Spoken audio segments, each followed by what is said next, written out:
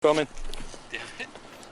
The Toyota Tacoma is a truck that is known for its extreme durability and reliability, but its stereotypical use of the class it's in is surprisingly not true. For what I've seen, most of the stereotypical people that use a Tacoma in my area are the ones that are legitimate about the business they want to run. But when you go this far back in the truck's lineup, to the very beginning, you do go near the possibility of the extreme lower class using these things in a stereotypical way. I'm talking poor farmers and such. But the Toyota Tacoma is a car, I mean truck, that holds some form of value that the famous durability and reliability I began off with. Because of this held value, even a fair amount of non-Toyota Tacomas can be too expensive for the stereotypical owners, and too expensive for most fleets and businesses. So then, what kind of people own Tacomas then? Well, here's one kind. We're starting now. Yeah. Oh shit.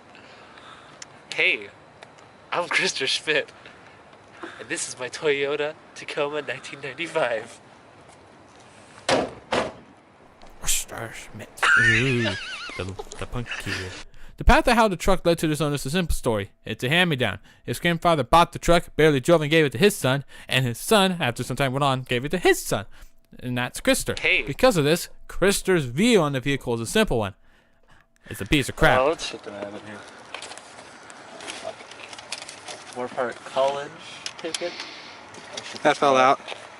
Virgin America. This doesn't even look like my plane ticket. That's a plane ticket? I think so. I probably need to censor that out. Is there anything on it? McDonald's. Channel Islands parking lot. Wow. Oh yeah, we got paid ones. Is that your trash bag now, that hat?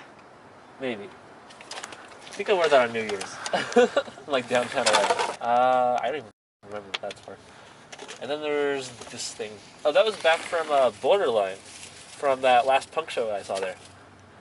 Yeah, there's all sorts of crap in there. Oh, good, you're not being a litter bug. Okay, let's see, what's in here? Just go around and talk about your car. Okay, have motor oil. I forgot I had that. There's some bottles back here. Let's see. This is not my calendar. This is... There's some bungee cords. These are cool because you can strap shit to the back of the truck. I don't think I actually used these ones though. Let's see. Whoa, this opens. Whoa! Whoa. No idea. And see, the best things to put in here are passengers, because then they can hold on for dear life while you're riding down the freeway. Or you can drive them past people while you're out of partying and try to look cool. That's the fun part about it. That, or skating off the back of things.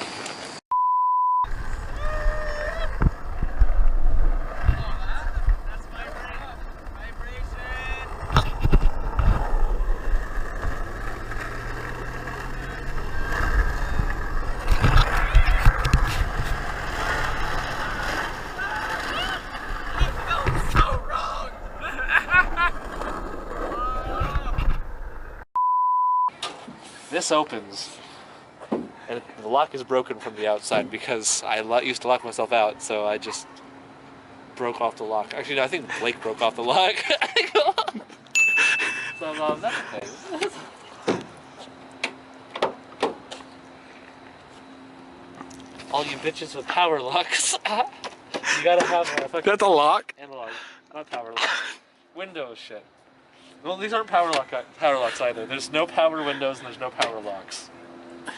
Oh, and here's the rest of the ropes. And so the bungees, these are the bungees you actually use to carry shit. There's a water bottle back there I forgot about. And yeah, this rope, I think that we got this from Storm Drain over in Moorpark. We've used it a couple times to climb up shit. When we used to do urbex before I got arrested. That was fun. Drive. God, I don't know fucking... You're not a car person. Not really, I should no. make that a disclaimer. Disclaimer. I'm kind of just... I've known him forever. Right. That's a nice sound. Yes. I've never used cruise control, except by accident.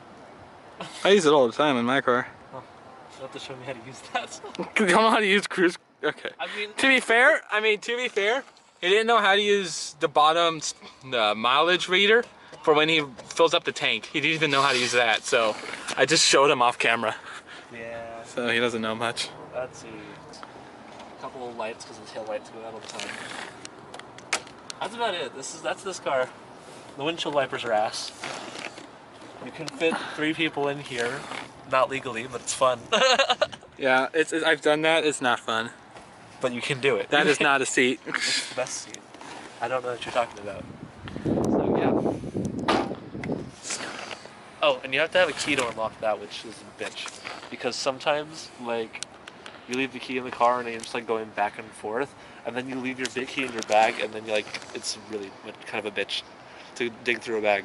It's like digging through a woman's purse. It just doesn't work. You can never find anything in it. My bag is kind of the same way. The way he treats his car, I mean truck, demonstrates his truthness about it being a piece of crap. But when asked him if he should treat it the way he does, he says no, because he needs this truck. His I love it isn't the same I love it. As I say for my car, his I love it is more of an I need it. Because of the things breaks down, he's out of a car, I mean truck. And because of the stereotypical punk kid he sort of fits into, we know that he doesn't have enough money for another truck, which is a problem. Sign of solidarity. There's a lot of vibrations at idle. Oh yeah, yeah. This thing shakes like a son of a bitch. In fact, the idler broke at one point. Yeah, and I had to get it replaced, and it was a bitch to find I would new expect parts. it to not so much be the idler, but maybe the engine mounts. I don't know. It was the idler that had to get replaced before, Yeah. because like it broke, and we tried to find a new part for it, but this was made in '95 and not '96, and the last of the parts for this type of car were made in '95. So the '96 model uses a different piece. So they had almost nothing, none of it. Oh, we're going way farther than I wanted to go. Well, we'll just Let's turn left today. I'm good. turn left and turn around. Hi, doggos.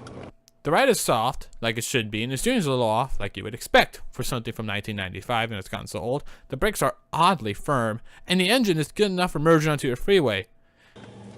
Low, which is 1. I've never spent any time on low before.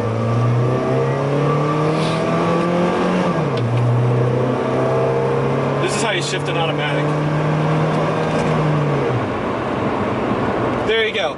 It's probably quicker than you've ever driven it, huh?